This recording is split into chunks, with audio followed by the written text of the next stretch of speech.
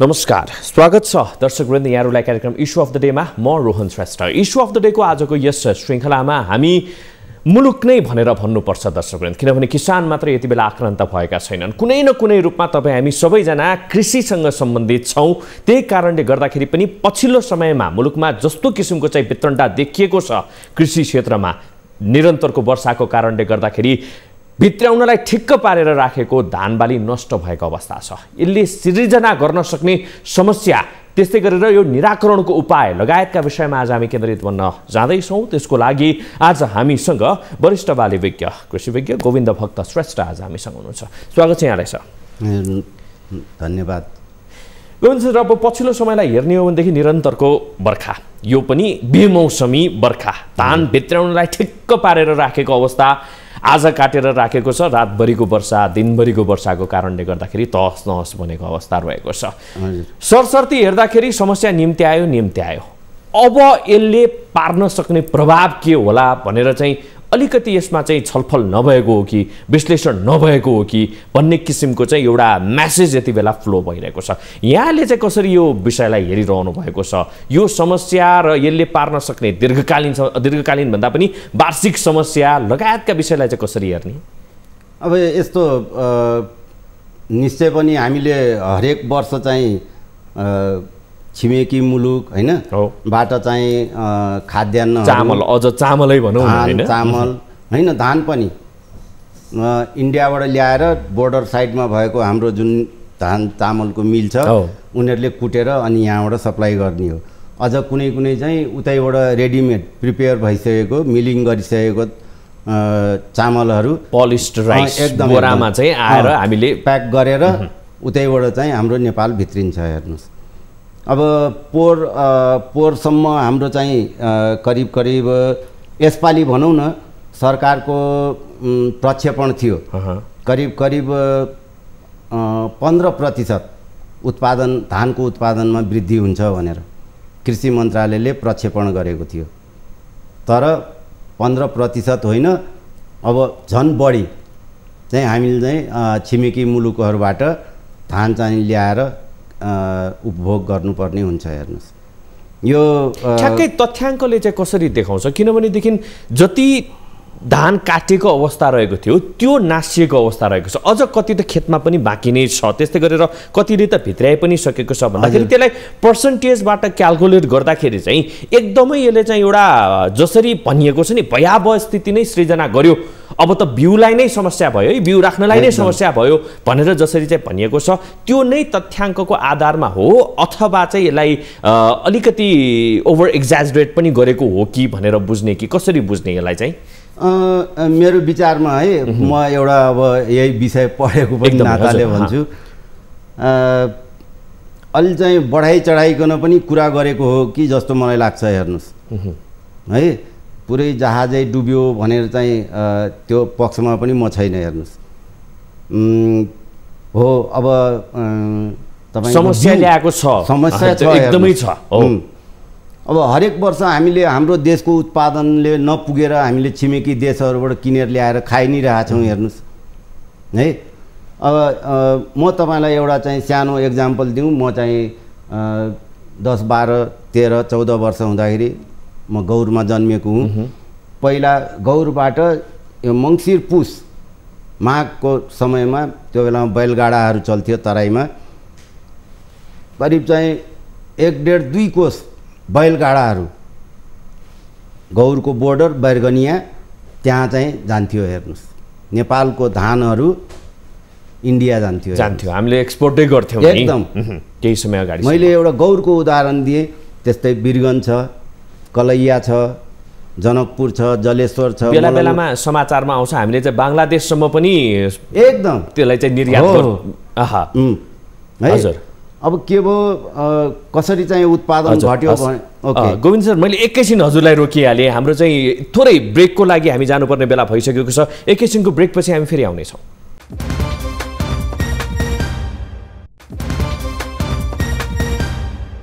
पुनः स्वागत छ दर्शक यहाँलाई कार्यक्रम इस्यु अफ द डेमा। आज हामीसँग हुनुहुन्छ गोविन्द भक्त श्रेष्ठ। पुनः स्वागत छ यहाँलाई। हस्, धन्यवाद। अघि हामीले ब्रेकमा जानुभन्दा अगाडि चाहिँ थोरै यसै विषयमा बाली नालीको विषयमा र पछिल्लो समय जसरी चाहिँ बर्खाको कारणले गर्दाखेरि निरन्तरको झरीको कारणले गर्दाखेरि चाहिँ धान खेतीमा असर गरेको छ, त्यस्तै गरेर चाहिँ विभिन्न बाली नालीहरूलाई नष्ट गरेको छ, त्यसै विषयलाई नै अगाडि बढाउने हो भनेदेखि कहाँनिर चुक्यौँ हामी? यो चाहिँ मौसमलाई त कसैले पनि रोकेर रोक्न त सक्दैन, यद्यपि त्यो prevention is better than cure भनेर भनिन्छ नि, प्रिभेन्सन त गर्न सकिन्थ्यो होला कि भन्ने कुराहरू के यो अवस्था सृजनै नहुन पनि सक्थ्यो कि भन्ने कुरा होइन। यसबाट बच्न त सकिँदैन, तर तपाईँले भने जस्तै चाहिँ पहिले नै चाहिँ हामीले प्रिकसन लिन सक्थ्यौँ। हाम्रो नेपाल सरकारको जुन कृषि सम्बन्धी निकायहरू छ ग्रासरुट लेभलसम्म उनीहरूलाई एक्टिभेट गर्न सक्थ्यौँ है। उनीहरूले चाहिँ अब किसान जेटीहरू त किसानको घर दैलोसम्म पहुँच हुन्छ नि त, अब मौसम पूर्वानुमान महाशाखाले पनि पानी पर्न सक्छ भन्ने किसिमको चाहिँ अनुमान लगाइसकेको अवस्था र उसले त आफ्नो फ्रिक्वेन्ट बुलेटिनहरू पनि निकालिरहेको अवस्थामा यसमा चाहिँ कृषि मन्त्रालय चुक्यो भनेर भन्न सक्ने ठाउँ रहन्छ एकदम। यो जब मौसम पूर्वानुमान महाशाखाले फोरकास्ट 8-10 दिन अगाडि गरेपछि कृषि मन्त्रालयले चाहिँ आफ्नो ग्रासरुट लेभलसम्मको जुन अङ्गहरू छ उनीहरूलाई एक्टिभेट गर्नुपर्थ्यो र उनीहरूले किसानलाई सतर्क गर्नुपर्ने थियो। त्यो चाहिँ गरेन। जब क्षति पुगिसकेपछि अनि त्यहाँबाट गर्यो। हुनसक्छ 8-10 दिन जुन बेला सरकारले चाहिँ यो के अरे मौसम पूर्वानुमान महाशाखाले फोरकास्ट गरेको थियो त्यो बेलामा किसानहरू काट्दै थिए, उनीहरू रोकिन्थे, काट्दैन थिए, हो कि न? या चाहिँ उनीहरूले चाँचाँडै काटेर आफ्नो घरमा लगेर भित्र्याउँथे, त्यो हुन सक्थ्यो नि। त्यो चाहिँ सरकारको उसले गरेन, कानमा तेल राखेर बस्यो। यो के कुराले गर्दाखेरि चाहिँ हेलचेक नै हो अथवा चाहिँ त्यो समन्वयको अभाव हो? किनभने तपाईँ आफै पनि विगतमा लामो समय चाहिँ मन्त्रालयमै बस्नुभयो। हुन त अब तपाईँहरूले त्यति बेलाको मन्त्रालय र अब अहिलेको काम गराई टेक्नोलोजिकल एनहान्समेन्ट लगायतका कुराले धेरै अगाडि आइसकेको छ, धेरै विकास भइसकेको छ मन्त्रालय आफैमा पनि। भन्दाखेरि के कुराले गर्दाखेरि चाहिँ समस्या निम्तिन्छ अथवा चाहिँ यो चाहिँ विशुद्ध रूपमा हेलचेक नै हो, यसको जिम्मेवार चाहिँ मन्त्रालयले लिनुपर्छ भन्ने कुरा हो? यो त ढिला सुस्ती नै हो। हेर्नुहोस्, जुन माथिल्लो निकाय छ कृषि मन्त्रालयको उनीहरूले चाहिँ हाम्रो के छ भने कर्मचारी तन्त्रमा आफ्नो गिद्दी नखियाउने, भनेको गर्ने, दिएको खाने, त्यो मेन्टालिटी छ। अरायो भने मात्रै गर्ने। भोलि केही भयो ऊभन्दा माथिको निकायले चाहिँ यो सबै अवगाल लिनुपर्छ जिम्मेवारी। नत्र अब वडा लेभलमा पनि जेटीहरू बस्छन्, गाउँपालिका नगरपालिकामा एटलिस्ट पहिला थिएन, अहिले त कृषि अधिकृतहरू बस्छन्। उहाँहरूले चाहिँ आफ्नो जुन कमान्ड एरिया छ गाउँपालिका नगरपालिकाको त्यहाँको चाहिँ उसलाई चाहिँ जेटीहरूलाई ल है यस्तो यस्तो हुँदैछ, तपाईँहरूले अब धान काट्ने भए चाँचाँडै काटिहाल्नुहोस् अथवा चाहिँ केही छिन पर्खिनुहोस्, यो चाहिँ पानी हुरी बतास यिनीहरू सकेपछि काट्नु होला भनेर भन्नुपर्थ्यो। केही छिन पर्खेर विकल्प रहन्थ्यो। किनभने अहिले कस्तो पनि कुराहरू आइरहेको छ भनेदेखि धान पाकेको धान त झरिहाल्छ, त्यही कारणले गर्दाखेरि पनि हतारमा चाहिँ भित्राउनु पर्छ भन्ने किसिमका चाहिँ कुराहरू पनि आइरहेको थियो। यो चाहिँ रोकिनु पर्थ्यो अथवा चाहिँ छिटो छिटो काटेर भित्राउनु पर्थ्यो? के गरिदिया भएदेखि चाहिँ सहज हुन्थ्यो? हुन त अब यो प्रश्न धेरै ढिला भइसकेको छ, यद्यपि समस्या निम्तिसकेको छ, किसानहरू भुक्तभोगी भइ नै सकेको अवस्था रहेको छ यसबाट। भनेपछि के चाहिँ अबको बाटो के हुन सक्ला? सबभन्दा उत्तम विकल्प यदि बाली पाकी तयार भइसकेको छ भनेदेखि चाँचाँडै काटेर भित्र्याउने हो है। अब मैले किसानहरूलाई पहिले पनि एडभाइस दिने गर्थेँ, बाली तयार भइसकेपछि काठमाडौँ भ्यालीको किसानहरूले जुन प्रविधि अपनाउँछन् नि त्यही दिन काट्ने, त्यही दिन चुट्ने, घरमा लैजाने, यदि घाम लाग्छ भने आफ्नो आँगनमा सुकाउने। हजुर है, सुकिसकेपछि थन्क्याउने। तर हाम्रो यो किसानहरूको तराई होस् या काठमाडौँ भ्याली बाहेकको अरू जिल्लाको पहाडी भेगको किसान होस्, काटेर खेतमै सुकाउने। अहिले त प्रविधि भित्रिसकेको छ। त्यो प्रविधिको पहुँचमा धेरै किसानहरू नपुगेर पनि होला। किनभने अहिले पनि ग्रासरुट रियालिटी त फेरि अलिकति फरक छ नि त हाम्रो किसानहरूको। त्यो पनि मलाई राम्रोसँग त्यो साँच्चै छ कि छैन, त्यो ग्रासरुट रियालिटी फरक छ कि छैन? धेरै किसान कहाँ यो प्रविधिहरू पुगेकै छैन हेर्नुहोस्।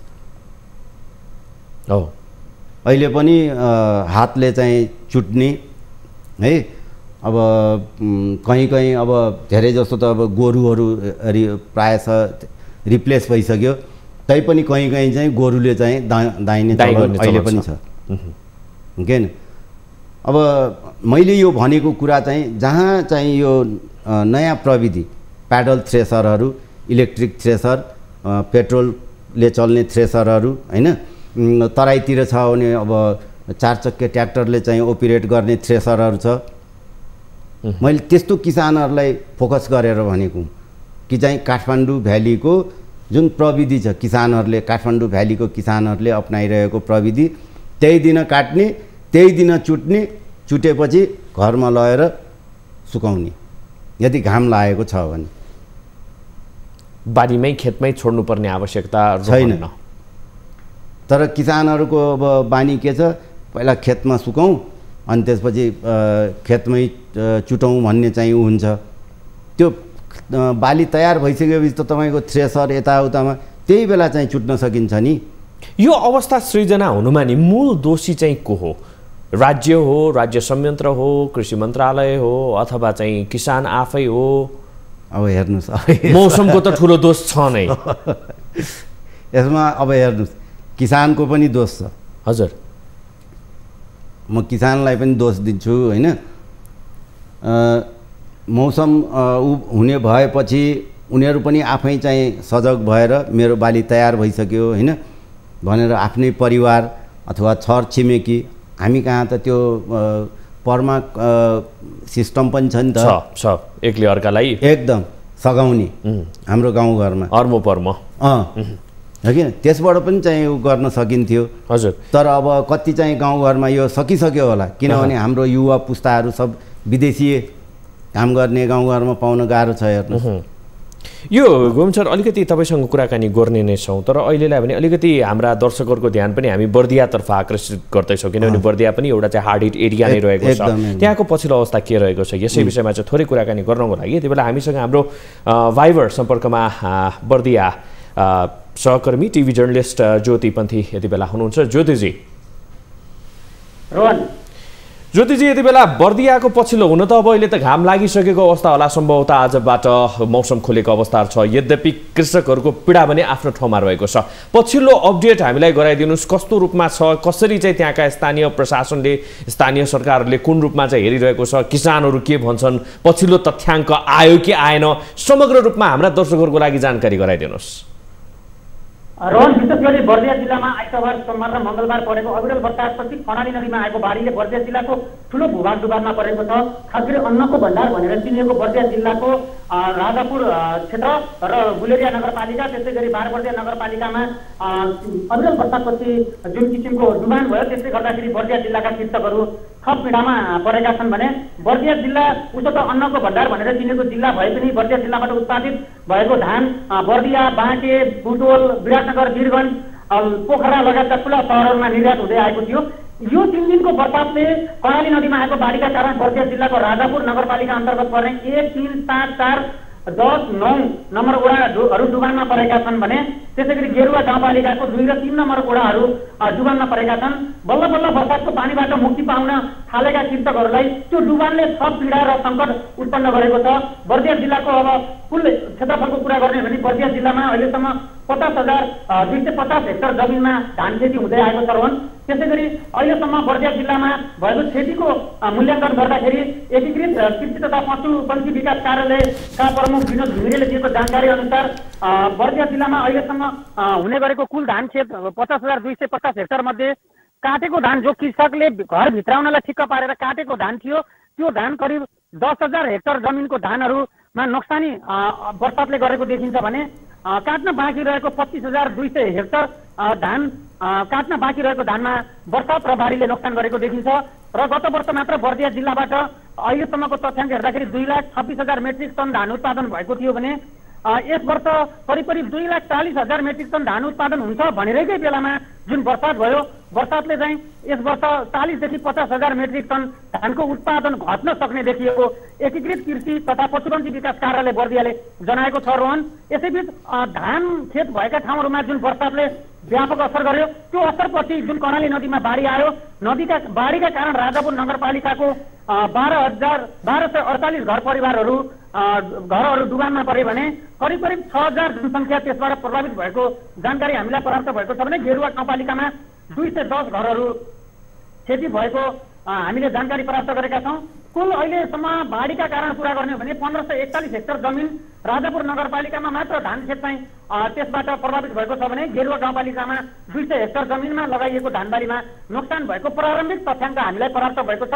यद्यपि अहिले पनि कृषकहरूले पानी बसे पनि त्यस्तो ठाउँहरूमा पानी बढी जमेका कारणले कृषकहरूले आफ्नो धान भित्राउन पाएका छैनन् भने अब काट्न बाँकी रहेको धानहरू पनि जरैदेखि तल सुक्न सुरु गर्यो, त्यो सड्न सुरु गरेको छ भने माथिबाट धानहरू जुन वर्षा निरन्तर रूपमा 3 दिनसम्म भयो पाकिसकेको धान बर्सातमा परेका कारणले गर्दाखेरि धान आफैमा पलाउने र फुट्ने भइरहेको कृषकहरूले हामीलाई जानकारी दिएका छन्। रोहन हजुर, अब के त त्यस्तै गरेर चाहिँ अब कृषकहरू के भन्छन्, किसानहरू के भन्छन्, अब यो समस्या त निम्तिसक्यो, अब निराकरणको प्रयास त्यहाँबाट चाहिँ उन्मुक्ति त्यहाँबाट चाहिँ निकाल्ने प्रयासको लागि चाहिँ कृषकहरूको भनाइ के छ र यही सम्बन्धलाई लिएर चाहिँ यतातिर चाहिँ विज्ञहरू के भन्छन्, त्यस्तै गरेर प्रशासन के भन्छ, कृषि मन्त्रालय अन्तर्गतका मातहतका चाहिँ त्यहाँ निकायहरू के भन्छन्, यस विषयमा अलिकति यो समस्या समाधानको लागि र किसानहरूलाई चाहिँ यसबाट उन्मुक्ति दिनको लागि केही त्यस्ता प्रयासहरू गर्ने सोचेको छ छैन, यो दुवै तर्फबाट चाहिँ उहाँहरूको भर्डिक्टलाई चाहिँ राखिदिनुहोस् ज्योतिजी।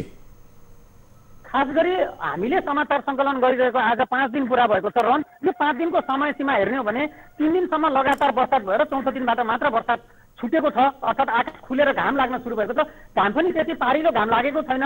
अब एकै त तराईहरूमा चिसो बढ्ने बेला हो, यो बेलामा चिसो बढ्ने बेलामा लागेको घाम एकदम मधुरो घामहरू लागिरहेको छ, त्यसले गर्दा पनि सुक्नुपर्ने जुन धान थियो सुकेको छैन।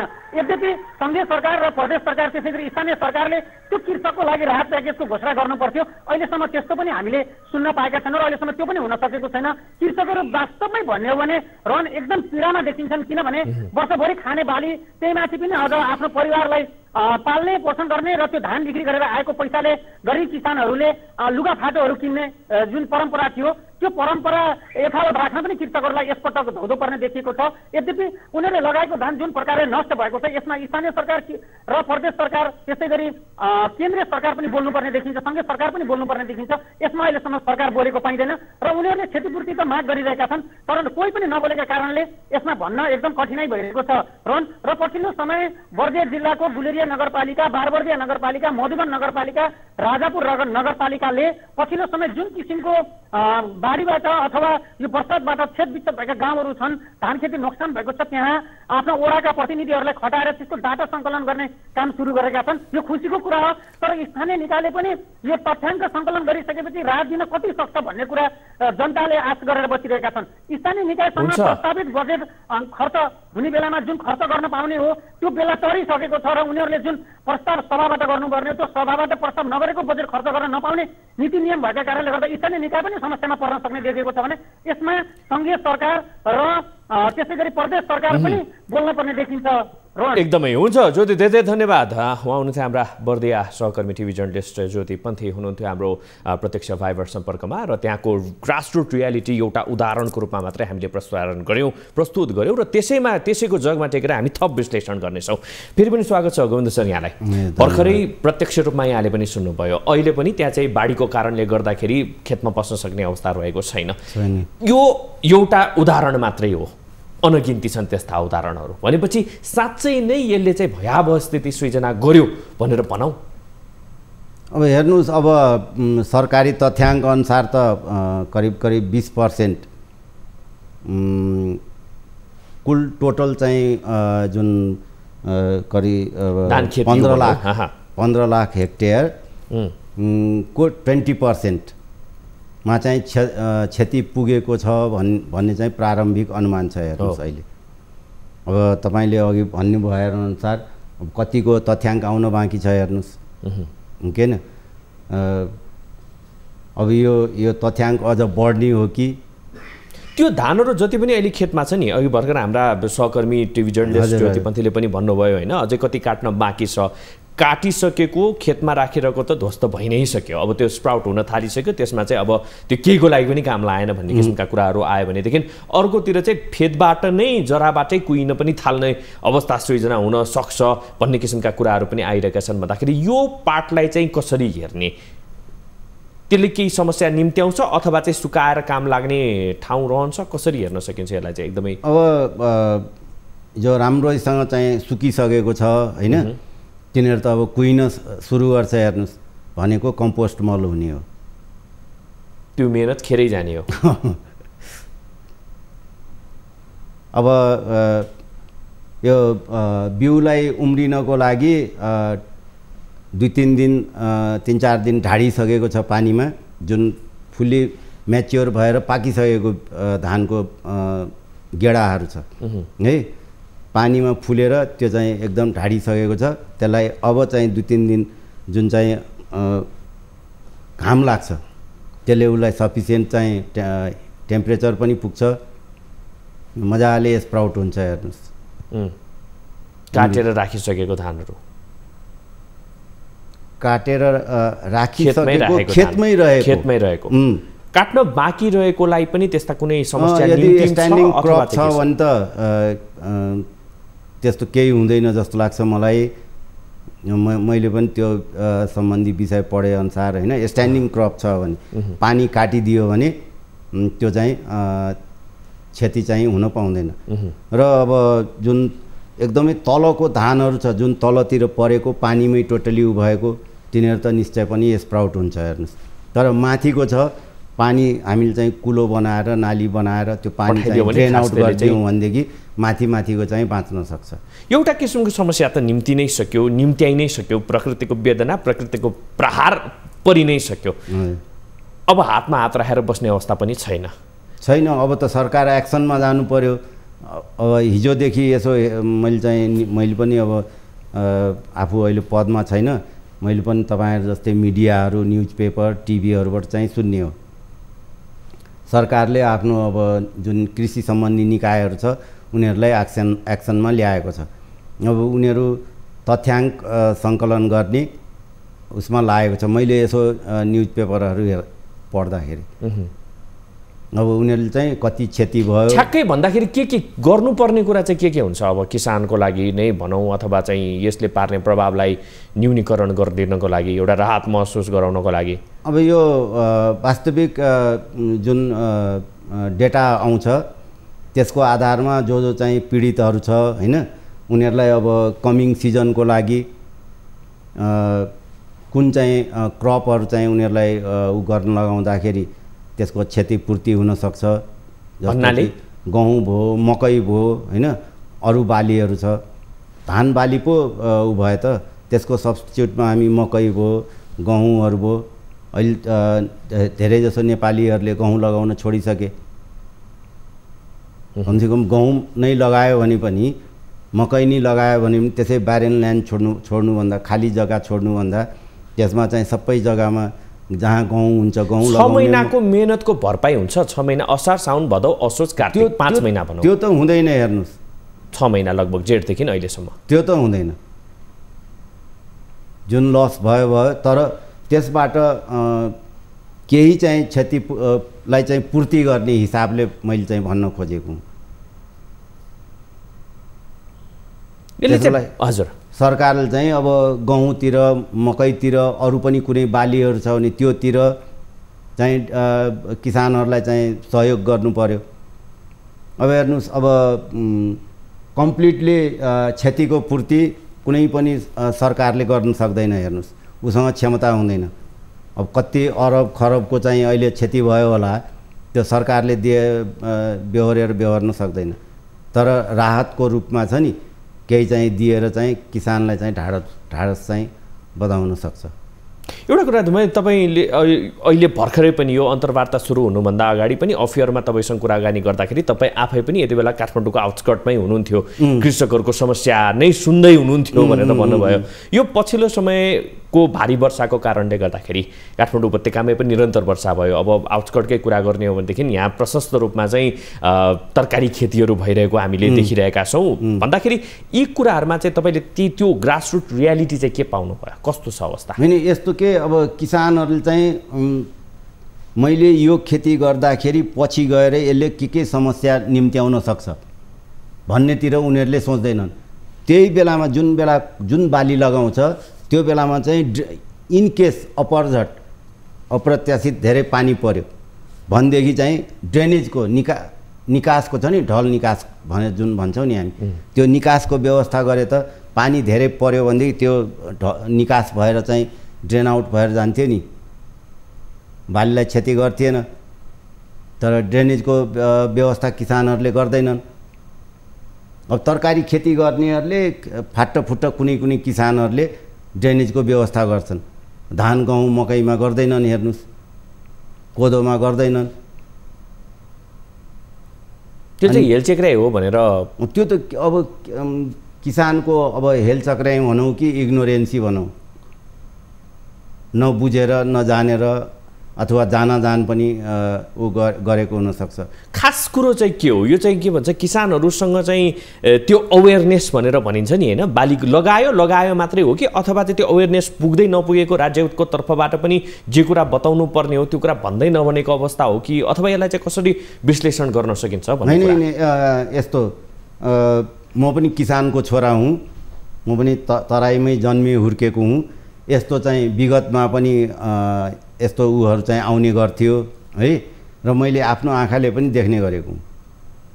समस्या निम्ति थियो भारी वर्षाको कारणले गर्दाखेरि, यस्तो बेला समस्या निम्ति भारी वर्षा बाढी, अझ तराई क्षेत्रमा त त्यो त बिग्रालै थियो। बाढी भनेको अब म गौरमै जन्मे हुर्केको हुँ, त्यहाँ बागमती पूर्वतिर पश्चिमतिर बकेयाले ओभरफ्लो भएर पुरा गौर त्यो बजारमा व्यवस्थापनको प्रयास त्यति बेला हुन्थ्यो कि हुँदैन थियो, अथवा चाहिँ किसानहरू साँच्चै नै त्यति बेला चाहिँ सचेत थिएनन्? अहिले त छैनन् भन्दाखेरि झन् त्यति बेला त के हुन्थ्यो र भन्ने कुरा सचेत भए पनि त्यसमा केही काम लाग्दैन थियो।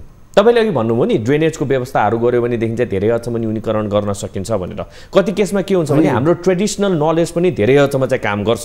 त्यस्तो किसिमको चाहिँ नलेज पाइयो कि पाइएन भन्न खोजेको होइन। त्यही त अब कति धेरै जसो किसानहरूलाई थाहा छ यो कुराहरू है, तर उहाँहरू आफै चाहिँ सचेत नभएर है।